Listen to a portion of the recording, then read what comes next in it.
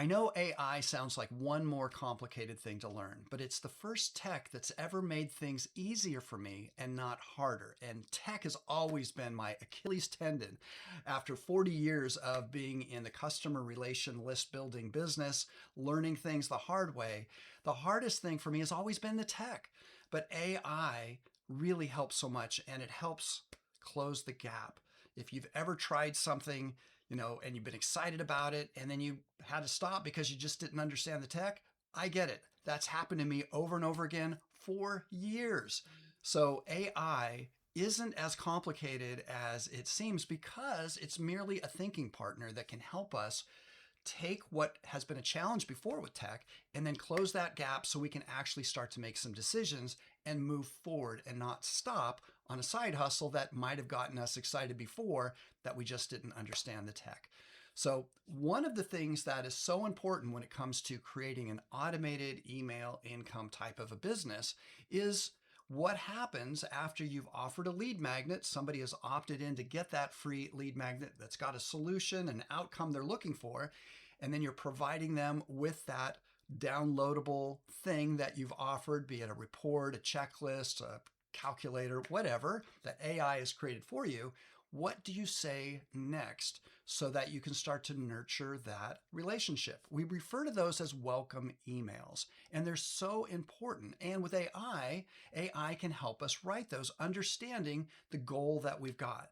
We don't want to sound salesy because we all get emails that are salesy, and we're just like, no, thank you. We don't need that. What we need are emails that help us with the solution and the outcome that's important to us, that we're searching for in whatever niche you happen to land on.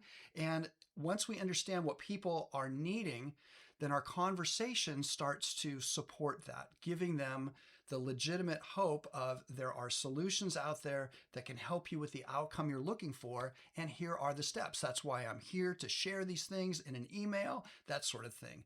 So let's go over and I will show you how AI can start to write welcome emails so that you can consider them in the niche that you're in. But here's the big takeaway. We want to nurture a relationship, prove we can help people by actually helping them first. Think of things always in what's in it for them, the outcome that they're looking for. That will serve you and them very well. It's not I marketing. Oh, I do this, I do that. It's you marketing. It's all about you, the person that you're serving. That will serve you well as you're starting to evaluate the nurture/welcome emails that AI is creating for you. And just know that if it doesn't create the type of emails that make you feel warm and fuzzy inside, like, wow, I really am delivering great outcome, support, hope, relationship with these people, that is the gut check that you want to be assessing, because if you're not feeling it, they're not feeling it. So then all you have to do is say to AI, hey, I'm not feeling it. Let's make this an emotional experience for these people so they feel like they've actually found the people and the place that is home for this solution that they've been thinking about so much. How does that sound? Wrap that around a business model that's legitimate and then monetize many of the solutions you're sharing with them. And that can be a beautiful thing, especially when you automate it for your side income scenario. But it starts with that follow-up email. The front end is attracting them in with the lead magnet. The back end is what happens with the email follow-up. And if you're in a business that there's a phone call or things like that, this is really important too, because it starts to establish the relationship. Who's behind all of this? Things like that. So let's go over and take a look and see how AI can help us with these welcome emails. All right, I'm going to do a verbal prompt here. Hey chat, how do you write a welcome email that doesn't feel salesy? First, we just want the art of what that is, the boxes that would check, so that we're not creating something that we wouldn't feel comfortable sending and the people we're sending it to wouldn't feel comfortable receiving. We don't want this to feel salesy. We want them to feel that all we care about is providing solutions for them, the outcome that they're looking for, that this is the beginning of a relationship, that we're just going to continue bringing things that are going to help them. So how do we best framework that type of a welcoming nurture email sequence in general that then somebody could plug in their particular niche inside of these welcome emails. All right, so that is my verbal prompt. And as always, inside of the description is a link to this verbal prompt, so you don't have to scribble it down, and all the results that we get to help you as well. So let me hit that button, and as it populates, it's always about who we're sending something to. A lot of times, especially when we're new, we're thinking, hey, this is a side income. I want to make money. Okay, great. Nothing wrong with that. How do we best do that? And let's think of it like this. When we've dealt with companies that have just thought about selling us something, how do we feel about those companies? Not so great, right? But how about the people that, or companies that we really feel like they care? Whether we bought something with them or not, they treated us right. Not phony, but right. It was all about what was in it for us. How did that make you feel? Well, it's rare, right? We have to think, well, gosh, when did I feel that last? Because it doesn't happen that often. But when we're crafting our own business, we can start to think of it like that. Because as I share in my videos, I like to reverse engineer everything. So when we think about the business model, it's like, great, how am I going to monetize this? When it comes to a lead magnet, how am I going to attract people into my email list that I'm then going to prove I can help them by actually helping them first? Okay. But if we took it one step further and said, how can I develop, how can I create an experience that's the highest level for these people emotionally to feel like these people really care? They're really in my corner. It's so rare to find a company or a person that actually cares that much about me, and I'm so grateful that I did. This is amazing. I actually think I want to tell somebody about this. This company's great. This person's great. If we craft it like that, and with AI, we have the chance to think of it like that, all of a sudden we can wrap that emotional experience of outcome, hope, encouragement, and support around the business model niche that we've got. That's purpose. That's a life well lived. That's something that we can then feel good about sending out. Nobody wants to feel salesy. Nobody wants to feel like a salesperson and that cringy feeling, because we've felt it as people are doing it to us. Put that out the window. It's all about helping, giving, sharing potential outcomes that then our next recommendation might be able to provide for them, getting them in an emotional state that makes them feel good because they're thinking, wow, that's the outcome I want. And then we can share ways that they can get there. And then it's totally up to them. We're just sharing. We're not selling. Totally different. So in this case, let's see what ChatGPT has to say. The best welcome emails do not feel like marketing because they are not trying to extract value from the reader. No, we're not trying to get something. Have you ever felt, a new relationship in business or whatever? They're just trying to get something from us, usually money, the sale, whatever, a quota. No, thank you. So the best welcome emails, they don't make us feel that way. They are trying to create value for the reader. What's in it for them? The mindset is, you trusted me with your attention. Let me prove that was a good decision. Yeah. And it becomes simple when we think of it like that. A strong welcome sequence should make the subscriber feel, I'm in the right place. Let me scroll that down a little bit here. I'm in the right place. This person understands what I'm trying to accomplish. In other words, we understand their pain and the outcome they're trying to get to. In marketing, we've got features, benefits, solutions, outcome. And we'll just tuck my thumb away there. Features tell, benefits sell. That's what you hear in marketing. Let's go a little bit better. Solutions are what they want. Outcome is what they really want. All those other things just get them there. So when we start with outcome, like I said, I like to reverse engineer everything. It's always about the outcome. That's what we all want. Do I want to learn how to fix the interior of the engine of my car to do certain things, or do I want it just to run great and no longer run poorly? No, I just want the outcome. So when we think of it like that, it's like, how can I just attract and fulfill with outcome? So a strong welcome sequence should make the subscriber feel emotions. This is an experience. We want them to open up our emails because they're feeling good about the experience they've got with what's inside for them. I'm in the right place. This person understands what I'm trying to accomplish. I'm not about to be pressured. I'm going to receive useful help. I know what to do next because we're telling them, we're letting them know I'm beginning a relationship, not entering a sales funnel. Now, are they thinking these exact things? Not exactly. Are they feeling these things? Absolutely. We all do. We all know when we're like, nah, this doesn't feel right. I'm out of here. Or this feels good. I'm happy I'm here. We like to buy. We do not like to be sold. We like to buy. We don't like to be sold. There are um, storage units for stuff that we like to buy that maybe we didn't have room for. I know life happens, so sometimes we just, what we used to have the room, but then we don't have the room. But the point is, we like to buy. So there's nothing wrong with sharing choices with people that are going to help them. That is good. But we don't like to feel sold. And that's the difference. So the core framework: confirm the decision, immediately reassure them that signing up was worthwhile. You might say you're in the right place if you want the desired outcome without undesired experience. So you're in the right place if this is what you want. And we're not trying to make them feel that cringe. Never, ever, ever. And we don't want to do it because that doesn't make us feel good either. Deliver what was promised always. You got to fulfill. Show what you understand. I'm not AI, so I do make some mistakes.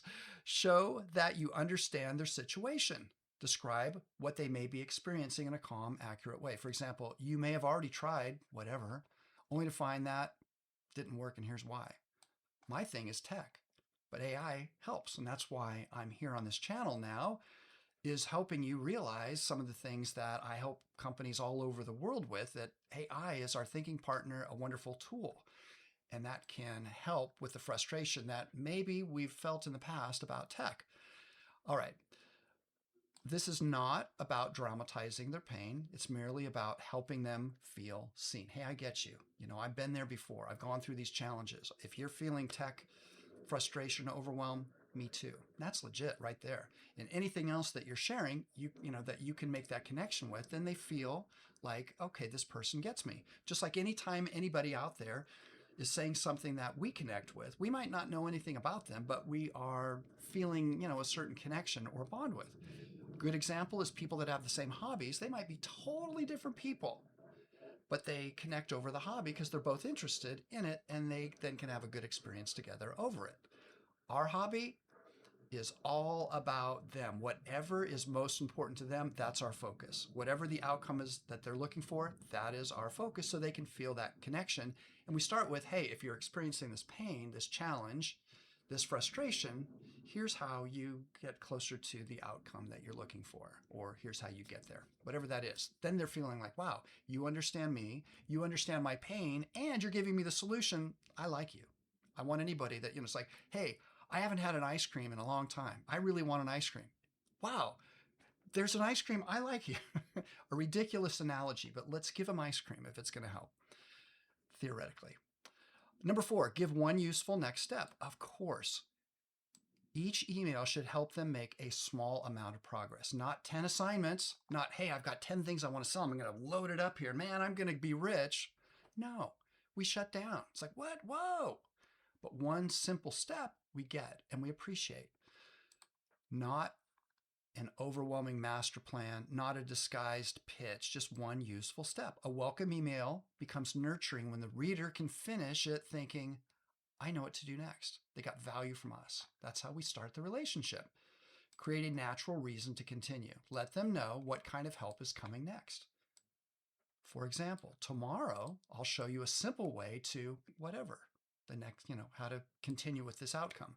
That builds anticipation without hype. So when I'm doing this in AI, I want there to be cliffhangers at the end of emails. So when I'm creating emails, follow-up emails, nurture emails, welcome emails, whatever, and if it is appropriate to want them to continue opening up the emails, I want to have some kind of cliffhanger language at the end of the email, knowing or saying, hey, be looking for the next email because outcome. But curiosity, it's not telling them exactly, but it's opening the loop. We like that kind of stuff. It's how we respond. It's like it's opening. It's like we've started the email. It's talking about the one thing, solution, whatever. And in my next email, we're going to take the next step, but it's going to be more curiosity based. So it's like, what? That's an open loop. I want to find out what happens next. And we can have AI do all of that when it's creating these kind of emails. So when I said earlier that AI might feel like something complicated to learn. But when we just ask it to create what we want and we're giving it some of these instructions, all of a sudden it becomes the best tech help we could ever have. And it closes that gap. And it's so huge. So let's continue. The relationship first welcome sequence. Email 1, welcome and delivery. So it's like, hey, so happy that you got this. Here's the link to download it. And then they feel like I received what I came for. Email 2, understanding and encouragement. This is where we start to nurture this relationship. Help them feel understood. A lot of people are lonely, especially when it comes to the problem that they've got. They feel like they're on an island, and maybe they've been trying to solve it for a long time. And then we are a welcome breath of fresh air. So we want to make them feel like we get them so we can start to talk about these things. So it's saying a helpful structure is you may want, whatever the outcome, but you may not want the undesired sacrifice, complexity, pressure, or risk. Okay, the downside. You may have tried, the common attempts you'd plug in there, and they may not have worked because reasonable explanation. Not your fault, just the way that it is. No blame game here. It's all support. That does not mean that you failed. It may mean you were missing some important thing that now you're there to plug that gap. And AI can help you with that. If you're like, well, what would that be? Whatever it is that you're trying to accomplish, you can go to AI and say, here's what I'm trying to accomplish. What do you need from me to make that happen? How can we work together? It's a thinking partner. It closes the gap. And when it comes to marketing and copywriting and things like that, it's incredible. When it comes to tech, same. Been a huge, huge lifesaver for me. Truly grateful because I'm not a techie. All right. So email 3, the simple plan. Give them a framework that they can understand. So teach a simple 3-part process. Let's just say, for example, understand the problem, choose the right next step, build from there consistently. Yeah, I'm just going to keep bringing you good things that are just going to help you. I've had some people on my list as many as 20 years, by the way, and I've just done that. And it's not always just the value and the outcome and this and that. I share some fun too. So I want it to be a relationship. I've had some fun experiences and it's fun to share fun. I had a mentor who did quite well in the internet space. You undoubtedly would know who they've been a part of out there. And one of the things they said was, don't underestimate the value of fun. We want to be professional, but we can still give an experience that's like joyful. That's good. Email 4, a practical win. Give them something they can use immediately. A prompt, a checklist, a short exercise, a decision-making question, a small action, a mistake to avoid, big one, a simple example. And AI can create all of that for you. When you're thinking, well, what would I do? What prompt? I don't know prompts. A checklist. What are you talking? You just ask AI and it gives you stuff. And then, of course, check it. We've got to make sure that it's right. But that is where we start to close that gap. So then we've got, where did I just go here? We've got the relationship going forward. Explain how you will continue helping them. Tell them what topics you're going to cover, what kind of resources you may share, how often they may hear from you, things along those lines. And of course, then there's more framework and things like that here.